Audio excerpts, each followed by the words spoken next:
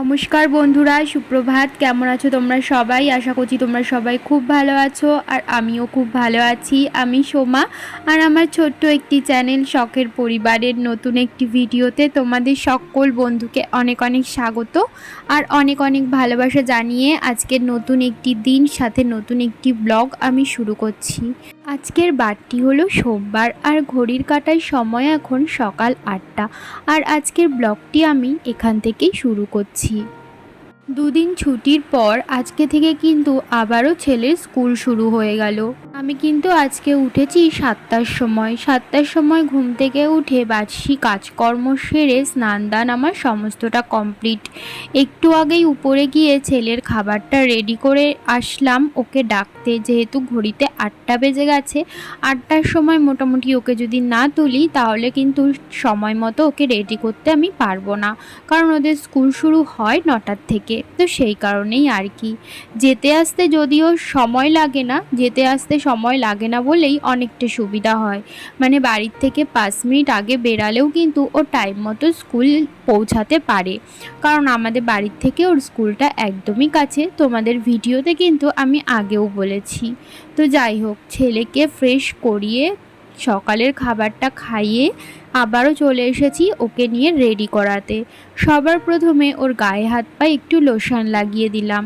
ভিতরে যেই জামাটা পরা ছিল, মানে রাত্রে যেই জামাটা পরে ঘুমিয়েছিল, ওই জামাটা না আজকে আর চেঞ্জ করালাম না। আজকে একটু হালকা হালকা ঠান্ডা ঠান্ডা লাগছে, মানে যেহেতু কালকে সারা রাত বৃষ্টি হয়েছে, তো সেই কারণে ভাবলাম নিচে ওই পাতলা সুতির জামাটা পরানো থাক আর ওপর থেকে শার্টটা পরিয়ে দিই। তো তারপরে দেখো স্কুল ড্রেস কিন্তু আমি পরিয়ে দিয়েছি। তারপরে মুখে একটু ক্রিম লাগিয়ে চুলটা ভালো করে আঁচড়ে দিলাম। চুল আঁচড়ানো আর না আঁচড়ানো সমান, কারণ আমি ওকে এই চুল আঁচড়ে দিলাম, একটু বাদেই দেখবো ওর চুল একদমই ওলট পালট হয়ে গেছে। তো যাই হোক, ওকে কিন্তু রেডি করিয়ে দিয়েছি। আর আজকেও টিফিনে দিয়েছিলাম সিমুই। জানি না ও খাবে কি না, এই প্রথম আজকেই ওকে সিমুই বানিয়ে দিলাম টিফিনে। তো যাই হোক, ওর সমস্ত কিছু কিন্তু ব্যাগে দিয়ে দিচ্ছি। আর এই ব্যাগটা আজকে প্রথম ওকে দিচ্ছি স্কুলের জন্য। আগে অন্য একটা ব্যাগ নিয়ে ও স্কুলে যেত, আজকে ভাবলাম এই ব্যাগটা দিই। এই ব্যাগটা না দেখলাম ওর মানে অনুযায়ী, হাইট অনুযায়ী একদম সেট করেছে, মানে ওর সাইজেরই ব্যাগটা। আগের ব্যাগটা একটু বড় ছিল। তো যাই হোক, এই ব্যাগটা ও জন্মদিনে উপহার হিসাবে পেয়েছিল, এতদিন তোলাই ছিল, তাই ভাবলাম যে এখনই বার করে দিই, কারণ এরপরে যখন আরেকটু বড় হবে তখন আর ওই ব্যাগটা ইউজ করতে পারবে না। তো যাই হোক, ছেলেকে কিন্তু আমি স্কুলে দিয়ে এসেছি। স্কুলে দিয়ে এসে আমি কিন্তু একটা জায়গাতেও একটুও বসি না। স্কুলে দিয়ে এসেই আমার শুরু হয়ে যায় কাজকর্ম। মানে এখন ঘড়িতে ওই মোটামুটি 9টা মতো বাজে। আমি কিন্তু বাড়িতে এসেই সবার প্রথমে বাসি বিছানাটা তুলে নিচ্ছি, কারণ বাসি বিছানাটা যতক্ষণ না তোলা হয় ততক্ষণ তুমি যতই কাজ করো না কেন মনের মধ্যে শান্তি আসে না, মনে হয় যেন কোনো কাজই করিনি। বিছানাটা অগোছালো থাকলে তাহলে কিন্তু একদমই ভালো লাগে না। আর দেখতে পাচ্ছ ওখানে আমার দুটো নাইটি নাড়া রয়েছে, ওটা আসলে মানে কালকে যেহেতু পুরোপুরি শুকিয়েছিল না, আর বাইরে তো একদমই রোদ বেরাচ্ছে না, শোকাবে কি করে, তাই সারা রাত ওই জানলার ওখানে মেলে রেখেছিলাম যাতে ফ্যানের হাওয়াতে একটু হলেও শুকায়। তো আজকে বাইরে একটু হালকা হালকা রোদ বেরিয়েছে, তাই বাইরে কিন্তু নাইটিগুলো মেলে দিয়ে আসলাম। তারপরে না আমি একটু চুল আঁচড়ে নিচ্ছিলাম, তারপরে চলে গেছিলাম পুজো দিতে। আর পুজো দিয়ে এসে না আমি এই সুযোগটা আর হাতছাড়া করতে একদমই চাইনি, কারণ বাইরে উঠেছিল একদম খটখটে রোদ্দুর, আর এই রোদটা আমি একদমই হাতছাড়া করতে চাইছিলাম না। সেই কারণে সকালে একবার স্নান কিন্তু আমার হয়ে গেছে, তাও আমি পুজো টুজো দিয়ে এসে জামা কাপড় কাচলাম, কেচে আবারও কিন্তু একবার স্নান করে নিয়েছি। আর স্নান করে আবারও চুড়িদার পরেছিলাম, কারণ ছেলেকে স্কুল থেকে আনতে হতো। ওকে স্কুল থেকে বাড়িতে এনে আমি কিন্তু চলে এসেছি ছাদে জামা কাপড় নাড়তে। তো দেখতেই পাচ্ছ বাইরে কেমন রোদ বেরিয়েছিল। 1 2 3 স্টার্ট করো। I am happy, happy, happy. I am sad, sad, sad. I am. আমি জানি I am bold. I am bold, bold, bold. এখন দেখছিলে আমি ছাদে জামা কাপড় নাড়ছিলাম, তারপরে কিন্তু ছেলেকে আমি স্নান করিয়ে দিয়েছিলাম, খাইয়ে দিয়েছিলাম, আর দুপুরবেলা ওকে ঘুমও পাড়িয়ে দিয়েছিলাম। দেখলেই যে দুপুরবেলা ও কিন্তু একটা কবিতাও বলছিল। আসলে আজকে ওই কবিতাটা ওদের স্কুলে শিখিয়েছে, তো সেটাই আমাকে বাড়িতে এসে বলছিল। তো তারপরে কিন্তু ছেলে এখন ঘুমাচ্ছে আর আমিও বেশ খানিকক্ষণ শুয়েছিলাম। আর ঘড়িতে এখন ওই 4টে মতো বাজে। আমি উঠে আসলাম, উঠে দুপুরের খাবারটা খেলাম। হ্যাঁ, আমি দুপুরের খাবার ওই 4টে, 3:30, 4টে এরকমই টাইমে খাই। আসলে একা থাকি তো, তো যখন খিদে পাই তখনই খাই। তো এই তো খাওয়া দাওয়ার পর কয়েকটা বাসন ছিল, তো সেগুলো মেজে নিলাম। তারপরে যে কটা ভাত থাকে না দুপুরে খাওয়া দাওয়ার পর, তো সেই কটা ভাত আমি কিন্তু ফ্রিজে রেখে দিই, কারণ বাইরে রাখলে না নষ্ট হয়ে যায়। যেহেতু আমাদের অনেক সকালে রান্না হয়, মানে 8টার মধ্যে তো আমাদের রান্না বান্না কমপ্লিট হয়ে যায়, তো সেই কারণেই আর কি। তো ভাত টাত তরকারি যা থাকে সমস্তটাই কিন্তু দুপুরে খাওয়া দাওয়ার পর ফ্রিজে তুলে রাখি। আজকে তরকারি আর কিছু ছিল না, শুধুমাত্র ভাতটা ছিল, তাই ভাতটা ফ্রিজে রেখে আমি কিন্তু এখন বিকেলের যে সমস্ত কাজবাজ রয়েছে সেগুলোই করে নিচ্ছি। রান্নাঘরের জানলায় হাঁড়ি কড়াই ধরার নেতাগুলো ছিল, সেগুলো কিন্তু আমি তুলে রাখলাম। আর এদিকে দেখো, এই খাটের উপরে আমার ছেলে খেলনা ছড়িয়ে ছিটিয়ে একদম অবস্থাটা খারাপ করে রেখেছিল, তাই আমি খাটটা সবার প্রথমে পরিষ্কার করে নিলাম আর জানলাগুলোও বন্ধ করে দিচ্ছিলাম।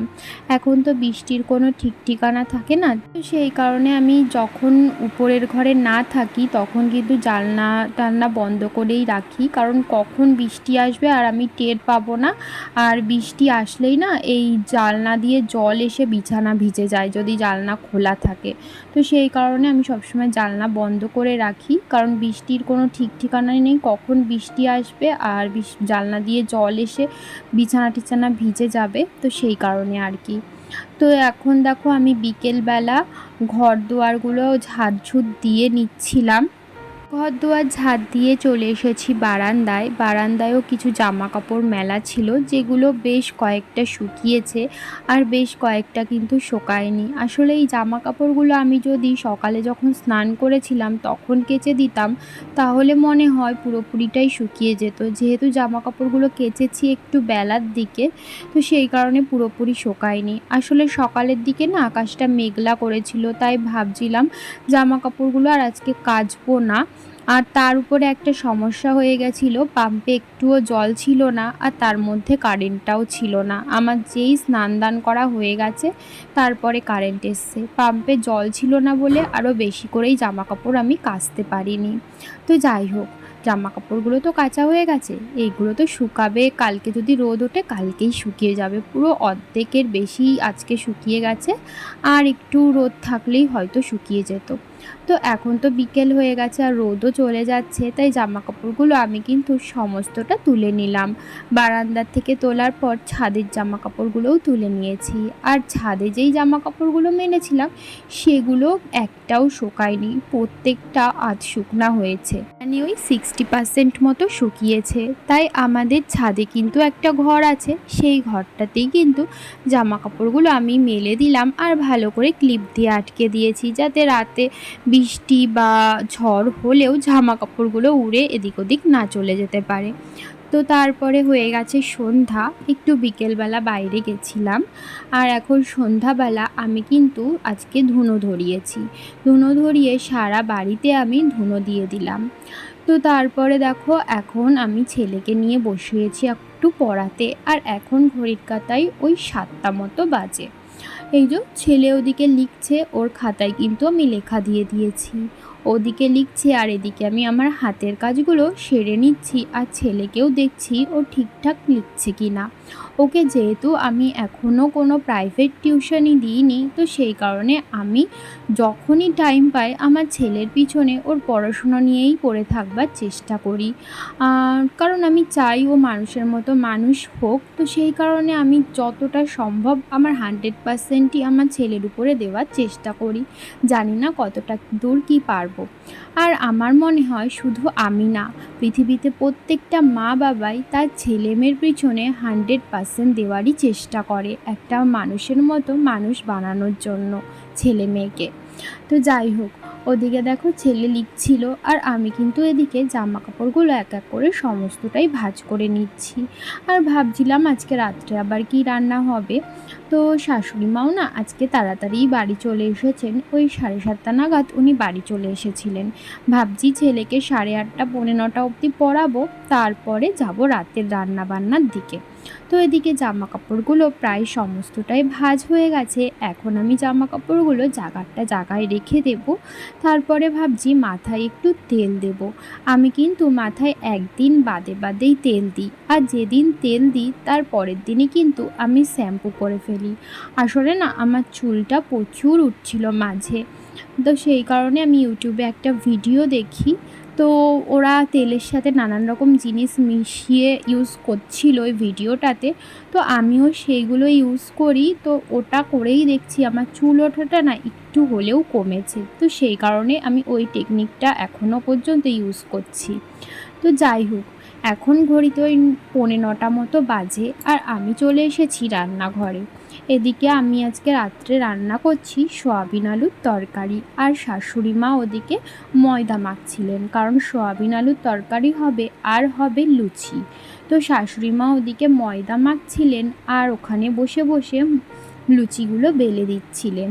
আর আমি এখানে দেখো লুচিগুলো নিয়ে চলে এসেছি ভাজবার জন্য। আর কড়াইয়ে তেল গরম হতেও বসিয়ে দিয়েছিলাম, তেলটা কিন্তু ভালো মতোই গরম হয়ে গেছে। এখন এক এক করে লুচিগুলো কড়াইয়ে দিয়ে দেব।